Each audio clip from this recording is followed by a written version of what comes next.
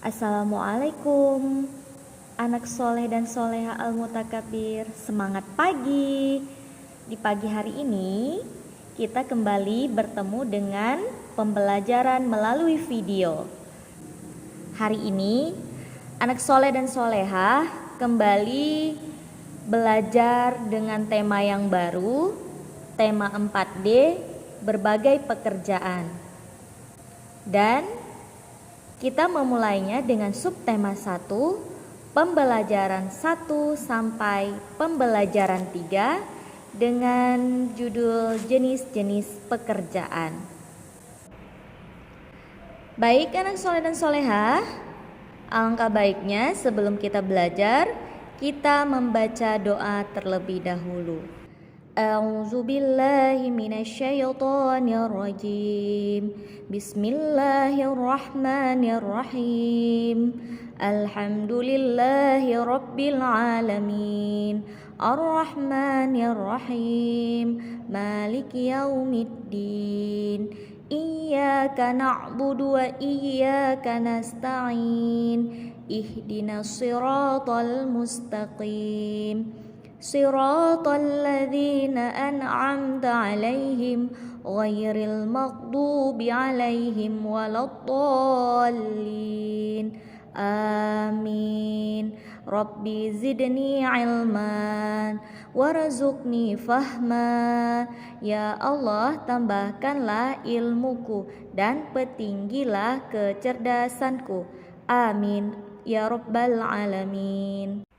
Anak soleh dan soleha, berbagai jenis macam pekerjaan yang dapat kita ketahui. Ada jenis pekerjaan yang ada di dataran rendah, ada jenis pekerjaan di dataran tinggi, dan ada jenis pekerjaan yang ada di pantai. Nah, sebelum kita mengetahui jenis-jenis pekerjaan yang ada di dataran tinggi, dataran rendah, dan juga pantai, kita harus mengetahui dulu tentang sumber daya alam. Apa itu sumber daya alam? Sumber daya alam adalah segala sesuatu yang ada di alam dan digunakan untuk memenuhi kebutuhan hidup manusia. Contoh usaha yang dapat dilakukan untuk melestarikan sumber daya alam adalah sebagai berikut. Pertama, penanaman kembali hutan-hutan yang gundul atau yang disebut dengan reboisasi. Kedua, membuat tambak di aliran sungai untuk budidaya berbagai jenis hewan, misalnya ikan dan udang. Ketiga, meningkatkan penggunaan sumber daya alam yang tidak terbatas. Nah, sekarang kita akan belajar tentang jenis pekerjaan sesuai tempat tinggal masyarakat. Yang pertama, jenis pekerjaan di dataran tinggi. Dataran tinggi memiliki suhu yang sejuk. Masyarakat yang tinggal di dataran tinggi biasanya bekerja sebagai peternak, pedagang, dan berkebun. Contoh tanamannya adalah teh, sayur-sayuran, dan buah-buahan. Kedua, jenis pekerjaan di dataran rendah. Dataran rendah biasanya memiliki tanah yang subur. Dataran rendah cocok dimanfaatkan sebagai tempat bertani. Masyarakatnya bekerja sebagai petani, menanam padi, kelapa, dan lain-lain. Ada juga yang bekerja sebagai peternak. Yang ketiga, jenis pekerjaan di pantai. Pantai merupakan bagian dari dataran rendah yang berbatasan langsung dengan laut. Masyarakat yang tinggal di pantai bekerja sebagai nelayan, petani garam, dan penambak ikan. Selain itu juga ada yang bekerja sebagai pembuat cenderamata, pemandu wisata, dan pedagang. Berikut kita akan belajar tentang menjelaskan tokoh dari suatu cerita. Sebuah buku sastra biasanya berisi satu atau beberapa cerita. Mengulas isi buku sastra berarti menjelaskan satu persatu hal yang dibahas di dalam buku. Selain itu, mengulas buku juga berarti menilai dan memberi pendapat terhadap buku yang sudah kita baca. Ada beberapa hal yang dapat diulas dari sebuah buku sastra. Yang pertama, data buku.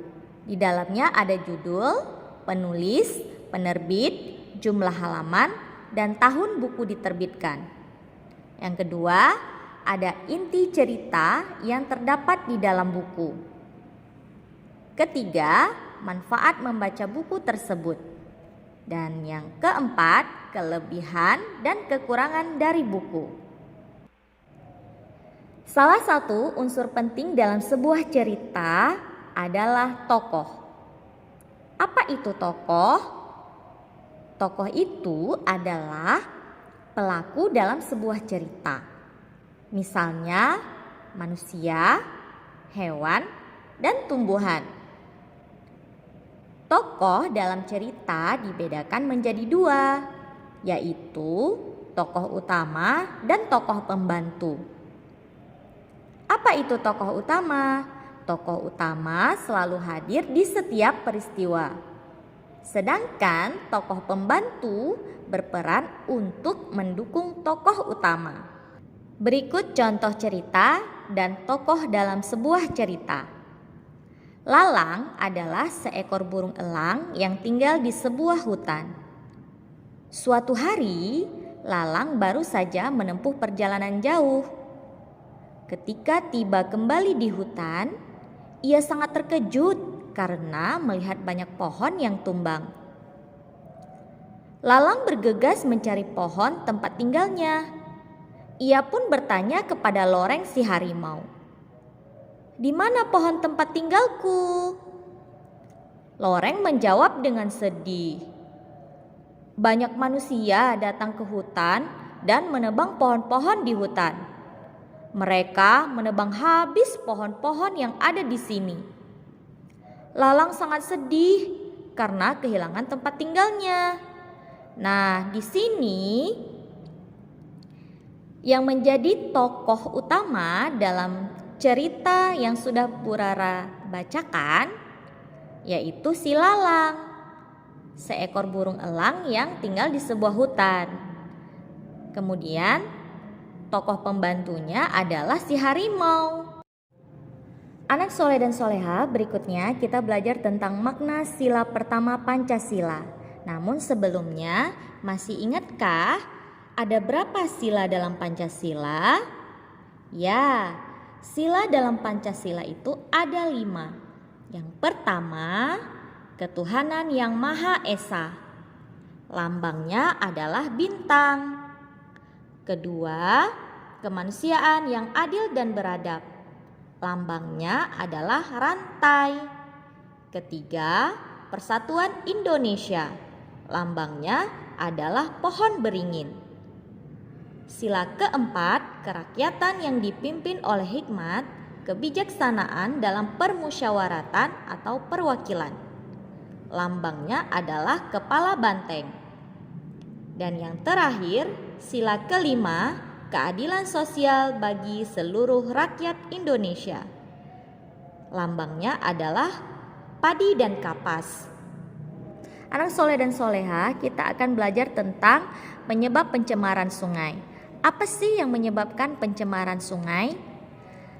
Yang pertama adalah limbah cair dari industri dan sampah yang dibuang ke sungai, mengakibatkan sungai menghitam dan mengeluarkan aroma tidak sedap. Limbah deterjen bekas mencuci pakaian dan pestisida yang membawa aliran air dari sawah. Ketiga, racun untuk menangkap ikan. Itulah yang menyebabkan pencemaran sungai. Dan bagaimana cara kita untuk mengupayakan pelestarian sungai? Yang pertama, tidak membuang sampah makanan, sampah plastik, limbah deterjen, dan limbah pabrik ke sungai. Kedua, tidak menggunakan bahan peledak atau racun untuk menangkap ikan di sungai. Ketiga, melakukan kegiatan pembersihan dan pemeliharaan tumbuhan di sekitar sungai secara berkala. Nah, tadi kita sudah belajar tentang penyebab pencemaran sungai. Sekarang kita mempelajari tentang penyebab pencemaran di laut. Apa itu yang menyebabkan pencemaran laut? 1. Limbah dari muara sungai. Kedua, racun dan bahan peledak yang digunakan untuk menangkap ikan. 3. Tumpahan minyak dari kilang minyak. Nah, bagaimana cara kita mengupayakan pelestarian laut? Yang pertama, tidak mengambil dan merusak terumbu karang serta melakukan pemeliharaan hewan laut yang dilindungi. Kedua, tidak menggunakan bahan peledak, racun saat menangkap ikan. Baiklah anak soleh dan soleha, pelajaran hari ini telah usai. Jangan lupa sholat 5 waktu, mengaji, dan patuhi kedua orang tua. Dan satu lagi, jangan lupa BLP-nya diisi ya. Oke, say hamdalah, alhamdulillahirabbil alamin. Assalamualaikum warahmatullahi wabarakatuh. See you.